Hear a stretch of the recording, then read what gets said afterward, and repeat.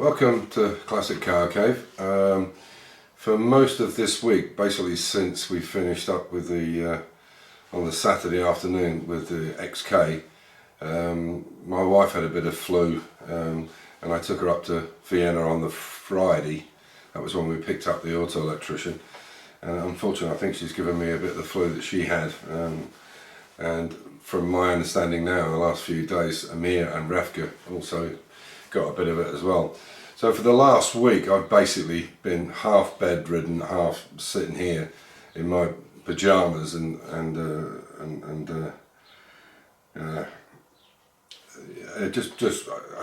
basically nothing. I've done virtually. I've not even been in the garage, to be honest, because it's quite cold, and I've been quite fluey, and then hot flushes and sweating at night, and then freezing cold. So basically this week has been a complete write-off, but I have got some things that have come in, so I'll do a little update on that. But I'm not going to sit like this unshaven like I've been for the last 3 or 4 days. I need to get my shit together, and I'm feeling a bit better right now, so I'm going to change and carry on with this talk on the video. I'll catch you in a second. So that's me washed and brushed up. I feel a lot better, I have to say. I've still got a bit of a head cold, but okay. So unfortunately I won't be going in the garage, guys. It's just too cold in there. I could put the heater on, but I don't really feel up to it. Perhaps by the start of the week things might be better. I really want to get back on the cars and stuff, but I don't want this to continue, and the older you get, the harder it is to recover from these things. I mean, some mornings I feel like I've done 2 or 3 rounds with Muhammad Ali. Everything aches. Anyway, on the good side, I've got some good update and some bad update. On the absolute positive side, a chap I'm speaking to called David Serber was very quick to jump in and offer me. He said that he thought he had a spare set of vents. This is the air vents that go into the footwells on the XK150, which I did buy brand new. There was 70 euros each, so 140 euros, that went down with the painted. They got lost as well, as I actually said in the previous video. And he was very kind of David. Obviously I've got his address thingy, but he sent this to me, and he put it on, he packed it beautifully. He put it on a piece of plywood, and this is the vents that he sent, and they're actually brand new. You can still see actually the lead marks in the corner, or the sold marks in the corner, and I really appreciate it, David. This is very good. I was so humbled, and I said to him, please let me send you at least the postage, and he said no, he wouldn't hear of it. He said the things you've put up on the XK150 and other videos, he said, is more than worth it. So I was quite humbled by that, and I had such a lot of help and tips and things from other people, and yeah, so bottom line is I've got these now, and we can paint these up and get them on, which again, thanks again, David. I really appreciate it. I've written him an email back, and he needs some heater flaps underneath the dashboard, the Jag of the XK, and they're almost impossible to get. You can't buy them anymore. So what I've suggested is if he could give me the measurements, I will make him to. He fortunately still has the little round knob handles and the springs and things, but if he gives me the dimensions, or you're watching this, David, give me the dimensions and I'll make them for you, no problem at all. But I need the exact specifications, because my car is different. I don't think it has these doors on it that you have, the heated doors. And if they're very similar to the E-Type, I can copy them. I can take one off my E-Type and copy them, if you would like that. Okay, so that's the upside. The downside is that I've managed to track down a set of door handles second hand in Texas. Now, a friend of mine called Gary Meese in Arizona, English guy, but he has a Mark II Jaguar. JagVet 1 is his channel. If you please have a look in on it. If you don't mind quite a bit of profanity, which is normal, and he's quite strong-willed and quite strong-minded. In fact, he's a bit of a stubborn old bastard, but I like him anyway. And it's quite fun, some of the stuff he comes away with. So if you would like to have a look, it's JagVet 1.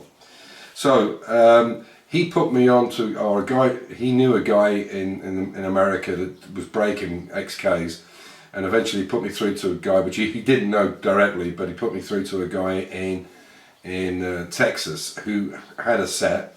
They're obviously second hand, but he has both sides, left and right, the rod, the latches and everything. But unfortunately I don't know what kind of condition they're in. Now, the usual situation with breaking these cars is people look on eBay and they imagine that they're worth all kinds of money. Gary makes many videos. Gary, who has JagVet 1 channel, has mentioned this many times. People think because it's got Jaguar it's worth a small fortune, which is ridiculously not the case. Some of the things that people have advertised are actually cheaper to buy brand new. Anyway, so he put me onto this guy. A friend of mine in Texas, he's near Dallas, spoke to him directly because obviously the time difference, and he found out that he wanted $600 for them, which doesn't seem too bad. But then I've got to pay the postage on them. When I get the meal, I have to pay customs on them. So that $600 is probably going to end up being nearer to $800. And then I don't know if there's any wear on the locks or any damage to them or bent, I don't know. And obviously once I get them, they're mine, I'm stuck with them. So what I've decided to do, which I really didn't want to be in this position, I have tried to communicate with the guy that put me onto this painter guy. And I tried to get him to speak to the paint shop directly because I believe they have them or they're around somewhere and they don't know where they are. Because when I went to this paint shop, after they started the work, there was shit everywhere. It's typical, unorganised and junky, but as I said, it was too late by then. So I'm pretty sure that they took them off to paint it and just can't find them now. But that leaves me in a position where I haven't got anything. So fortunately I can get them from S&G Barrett. I did try other sources. And to get them brand new, that's everything, both left and right, is with the VAT, it's around about 800 euros, which is about the same as what it would cost me to get the second-hand ones from America.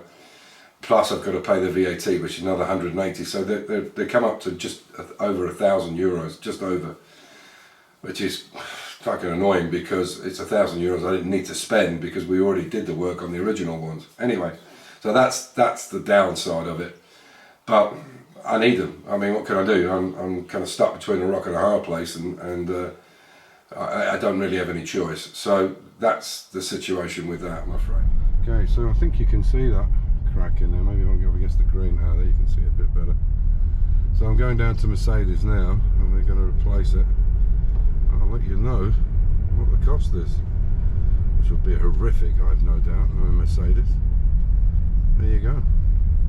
Oh, as you can see, we've got the new windscreen in. No cracks in it. Remember the crack was down here somewhere. And obviously it's a pretty large windscreen, but it's also got so many sensors that it's unreal. Particularly up the top here you can see. And obviously we had to get a new pickle, which is the MOT, and then a new Autobahn thing, so I had to go and get those after the fact.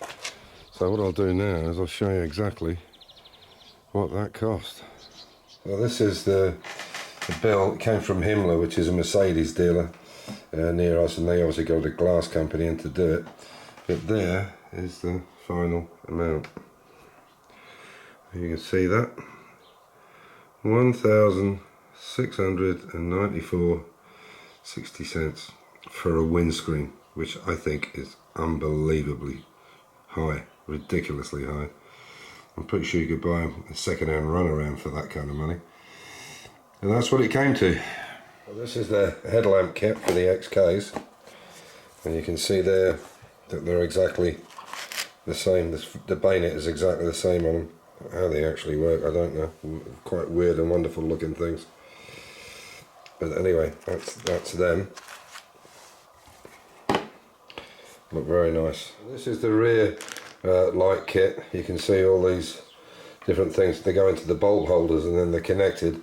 There's a full set of instructions there with it, and then there's all these different flasher relays and so on, and cables to come from the dash to the back, so you can see the turn signal. So that's the kit at the back that goes in, and you don't have to actually destroy anything in the light fitting itself. So that's the whole kit, and you'll see it go on. So this is the LED kit for the rear light. So what will happen now is when this goes into the back of the light fittings, the light, the indicator signals will turn orange even though the lenses are red. So you can actually see a distinctive orange glow as you're turning left, plus your stoplight. And I'll need this to get it through the turf here in Austria.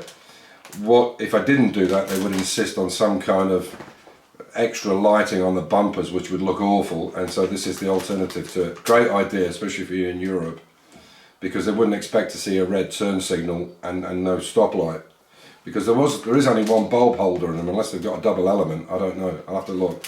But anyway, they turned up. We're going to put those in. The next bit of good news was I spoke to Amir the other day, and Hamid has found a regulator that we can use. I don't know what car it's off, but it's about the same kind of size and shape, and it'll do the job that we need to do, and it's in good condition. So he's bringing that back with him in a week or 10 days time when he's due back from his time off. So that's really where we're at. That's the kind of update. I'm sorry I'm not in the workshop. I'm sorry I'm not doing any work, but as I said, I feel absolutely awful. But hopefully this week, or by the start of the week, I'll be getting over this and I can actually get out there and start doing stuff. Because for the Citroen, I definitely need to get all the floor back out and completely seam weld it, clean it all up and put it all back in, and get the cab finished up. The XK, I need to do some checking and some bits and pieces on that, but hopefully we're going in the right direction now. So it will be next trip that I do something on the XK. I will be starting it up, but just to turn it over for a few minutes. There's no water in the vehicle at the moment, and that's because we haven't put the heater back in. You have to take it out to get to the console or to the dash. Well, once that goes back in, and it will be going back in with the original Evans coolant I had in it. Now I have this in my E-Type Evans coolant. It's called Classic Cool 180. I've had it in there for I don't know, 5, 6, 7 years, whatever, and it's never been an issue. I've never had to fill it up, and it stayed constant. I also have it in my Mini Cooper, the one with the side opening boot on it. It's in that as well. Again, never any problems with it. And I have heard lots of people say, oh, you know, you get problems with leakage. Well, you only get leakage because you use crappy Jubilee clips, or you haven't fitted it right, or whatever.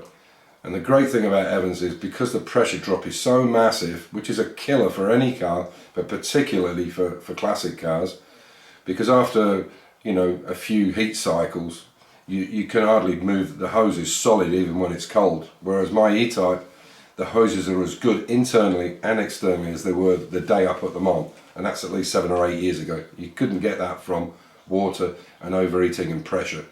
So I just wanted to put this up. I know it's just talking, but believe me, I'll try and get out there as soon as I possibly can. And as usual, stay safe, keep the faith, enjoy your hobby, and yeah, just be good to each other. Take care. Bye for now.